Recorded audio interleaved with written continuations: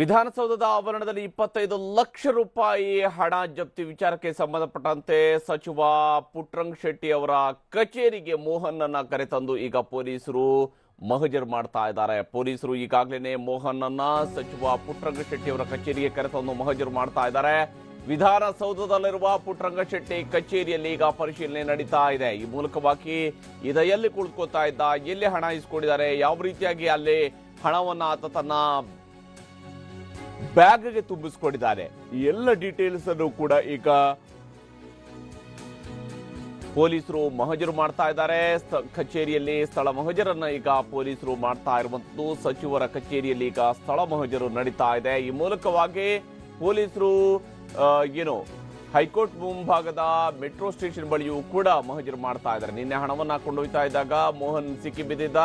ಈ ಕಾರಣಕ್ಕಾಗಿ ಈಗ ಅಲ್ಲೂ ಕೂಡ ಮಹಜರು ಮಾಡ್ತಾ ಇದ್ದಾರೆ. ಪುಟ್ಟರಂಗ ಶೆಟ್ಟಿ ಕಚೇರಿಯಿಂದ ಹಣವನ್ನ ರವಾನೆ ಮಾಡ್ತಾ ಇದ್ದಾಗ ಈತ ಸಿಕ್ಕಿ ಬಿದ್ದಿದ್ದ. ಇನ್ನು ಯಾವ್ಯಾವ ಸಂದರ್ಭಗಳಲ್ಲಿ ಈತ ಈ ರೀತಿಯಾಗಿ ಓಡಾಡ್ತಾ ಇದ್ದ, ಈ ನಿಟ್ಟಲ್ಲೂ ಕೂಡ ಒಂದಷ್ಟು ಡೀಟೇಲ್ಸ್ ಅನ್ನ ಈಗ ಕಲೆ ಹಾಕ್ತಾ ಇರುವಂತದ್ದು.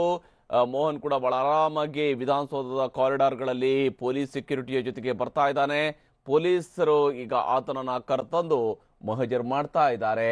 ಮೋಹನ್ ಅನ್ನ ಈಗ ಪುಟ್ಟರಂಗ ಶೆಟ್ಟಿ ಅವರ ಕಚೇರಿಯಲ್ಲಿ ಮಹಜರ್ ಮಾಡಲಾಗ್ತಾ ಇದೆ.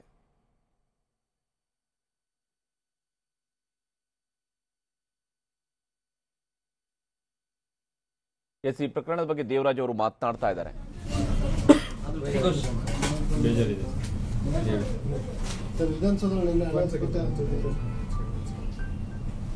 ನಿನ್ನೆ ಸಂಜೆ ಸುಮಾರು 4 ಗಂಟೆಗೆ ವಿಧಾನಸೌಧ ಭದ್ರತಾ ವಿಭಾಗದ ಪೊಲೀಸ್ ಅಧಿಕಾರಿ ಮತ್ತು ಸಿಬ್ಬಂದಿಗಳು ಒಬ್ಬ ವ್ಯಕ್ತಿ ಅನುಮಾನಾಸ್ಪದವಾಗಿ ಬ್ಯಾಗಲ್ಲಿ ಹಣ ಎತ್ಕೊಂಡು ಓಡಾಡ್ತಾ ಇದ್ದಾನೆ ಅಂತೇಳಿ ಅವನನ್ನು ಡಿಟೈನ್ ಮಾಡಿದ್ರು. ಅದು ಮಾಹಿತಿ ಬಂದ ತಕ್ಷಣ ನಮ್ಮ ವಿಧಾನಸೌಧ ಪೊಲೀಸ್ ಇನ್ಸ್ಪೆಕ್ಟರ್ ಶಂಕರಾಚಾರ್ಯವರು ಹೋಗಿ ಅವನನ್ನು ವಿಚಾರಣೆ ಮಾಡಿ ಅವನನ್ನು ವಿಧಾನಸೌಧ ಪೊಲೀಸ್ ಠಾಣೆಗೆ ಕರ್ಕೊಂಡು ಬಂದು ಅವನನ್ನು ವಿಚಾರಣೆ ಮಾಡಿದ್ದಾರೆ.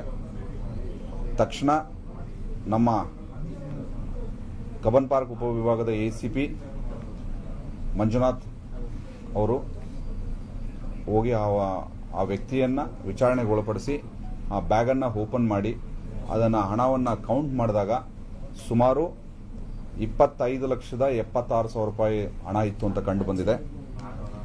ಆ ವ್ಯಕ್ತಿಯನ್ನ ವಿಧಾನಸೌಧ ಎಸಿಪಿ ಮತ್ತು ವಿಧಾನಸೌಧ ಇನ್ಸ್ಪೆಕ್ಟರ್ ಅವರನ್ನು ವಿಚಾರಣೆಗೆ ಒಳಪಡಿಸಿ 41 ಕ್ಲಾಸ್ ಡಿ ನಲ್ಲಿ ಇಮಿಡಿಯೇಟ್ ಆಗಿ 41 ಕ್ಲಾಸ್ ಡಿ ನಲ್ಲಿ ಅನುಮಾನಾಸ್ಪದ ದುಡ್ಡು ತಗೊಂಡು ಓಡಾಡ್ತಾ ಇದ್ದ ಅಂತ ಹೇಳಿ ಒಂದು ಸೆಕ್ಷನ್ ಅಲ್ಲಿ ನಾವು FIR ಮಾಡ್ಕೊಂಡಿದ್ವಿ ವಿಧಾನಸೌಧ ಪೊಲೀಸ್ ಠಾಣೆಯಲ್ಲಿ. ರಾತ್ರಿ ಅವರನ್ನು ಇಂಟ್ರೋಗೇಷನ್ ಮಾಡಿದ್ದಾರೆ. ಮತ್ತೆ ಬೆಳಗ್ಗೆ ಕೂಡ ಇಂಟ್ರೋಗೇಷನ್ ಮಾಡಿದಾಗ ಆ ವ್ಯಕ್ತಿಯ ಸಂಪೂರ್ಣ ಮಾಹಿತಿ ಮೋಹನ್ ಅಂತ ಗೊತ್ತಾಗಿದೆ. ಅವನು ಮೈಸೂರು ಮೃಗಾಲಯ ಪ್ರಾಧಿಕಾರದ ಒಬ್ಬ ನೌಕರ ಅಂತ ಗೊತ್ತಾಗಿದೆ. ಮತ್ತೆ ಅವರಿಗೆ ವಿಧಾನಸೌಧದಿಂದ ಸರ್ಕಾರಿ ನೌಕರ ಅಂತ ID ಕಾರ್ಡ್ ಇರೋದ್ರಿಂದ ಸೊ ಅವನು ಸರ್ಕಾರಿ ನೌಕರ ಅಂತ ಗೊತ್ತಾಗಿದೆ. ಅವರು ಒಂದು ವಿಧಾನಸೌಧದ ಒಂದು ಕಚೇರಿಯಲ್ಲಿ ಒಂದು PA ಆಗಿ ಕೆಲಸ ಮಾಡ್ತಾ ಇದ್ದಾನೆ. ಅವನು ಸರ್ಕಾರಿ ನೌಕರ ಅಂತ ದುಡುಪಟ್ಟಿರೋದ್ರಿಂದ ಸರ್ಕಾರಿ ನೌಕರನ ಕಸ್ಟಡಿಯಲ್ಲಿ ಹಣ ಕಂಡು ಬಂದಿದ್ದರಿಂದ ಅದು ಭ್ರಷ್ಟಾಚಾರ ಕಾಯ್ದೆಗೆ ಅಡಿಗೆ ಬರೋದ್ರಿಂದ ಕೂಡಲೇ ಈ ಪ್ರಕರಣವನ್ನು ಆಂಟಿ ಕರಪ್ಷನ್ ಬ್ಯೂರೋಗೆ ವರ್ಗಾಯಿಸಬೇಕು ಅಂತ ನಾವು ಮತ್ತು ನಮ್ಮ ಮೇಲಾಧಿಕಾರಿಗಳ ಕನ್ಸಲ್ಟೇಷನ್ ಮೇರೆಗೆ ಸೊ ಅದನ್ನು ಆಂಟಿ ಕರಪ್ಷನ್ ಬ್ಯೂರೋ ಇವತ್ತು ACBಗೆ ಆ ಪ್ರಕರಣವನ್ನು ವರ್ಗಾಯಿಸ್ತಾ ಇದ್ದೀವಿ. ಮುಂದಿನ ತನಿಖೆಯನ್ನು ACBನವರು ಕೈಗೊಳ್ತಾರೆ.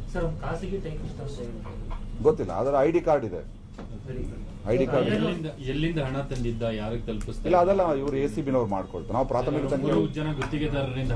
ಪ್ರಾಥಮಿಕ ತನಿಖೆಯಲ್ಲಿ ಮಾಡಿದ್ದೀವಿ. ಆ ಹಣ ಒಂದಿಬ್ಬರು ವ್ಯಕ್ತಿಗಳು ಕೊಟ್ಟರು ಅಂತ ಹೇಳಿದ್ದಾರೆ. ಅದು ಯಾರು ವ್ಯಕ್ತಿಗಳನ್ನ ಪರಿಶೀಲಿಸಬೇಕು. ಆ ಪರಿಶೀಲನೆ ಎಲ್ಲ ACBನವರು ಮಾಡ್ಕೊಳ್ತಾರೆ. ಹೆಸರುಗಳು ನನಗೆ ಗೊತ್ತಿಲ್ಲ, ನಾನು ಈಗ ಬಂದಿದ್ದೀನಿ, ಅದನ್ನು ಚೆಕ್ ಮಾಡಬೇಕು. ಮುಗಿಸುವ ನಾವು ಇಲ್ಲ, ಯಾವ ದಾಖಲಾತಿಗಳು ಕೊಟ್ಟಿಲ್ಲ. ಇಲ್ಲ, ಅದ್ರ ಬಗ್ಗೆ ಏನು ಹೇಳಿಲ್ಲ. ಅದನ್ನ ನೀವು ಇಲ್ಲ, ಅದ್ರ ಬಗ್ಗೆ ಏನಿಲ್ಲ. ಯಾವ್ದೋ ಕವರ್ ಮೇಲೆ ಬರ್ದಿದೆ ಅಂತ ನಮ್ಮ ಇನ್ಸ್ಪೆಕ್ಟರ್ ಹೇಳ್ತಾ ಇದ್ದ. ಬಟ್ ಇಲ್ಲಿವರೆಗೂ ನಾವು ರಾತ್ರಿ ಬೇರೆ ಈ ಸ್ಯಾಂಡಲ್ವುಡ್ ಕೇಸಲ್ಲಿ ಬ್ಯುಸಿ ಇದ್ದಿದ್ದರಿಂದ ನಾವ್ಯಾರೂ ಅದನ್ನು ಸಂಪೂರ್ಣವಾಗಿ ವಿಚಾರಣೆ ಮಾಡೋಕ್ಕಾಗಲಿಲ್ಲ. ಸೊ ಒಂದು ಸರ್ಕಾರಿ ನೌಕರ ಆಗಿರೋದು ಒಂದೇ ಕಾರಣ ಸಾಕು ನಮಗೆ, ಅದನ್ನು ACBಗೆ ನಾವು ವರ್ಗಾವಣೆ ಕೊಡ್ತಾ ಇದ್ದೀವಿ.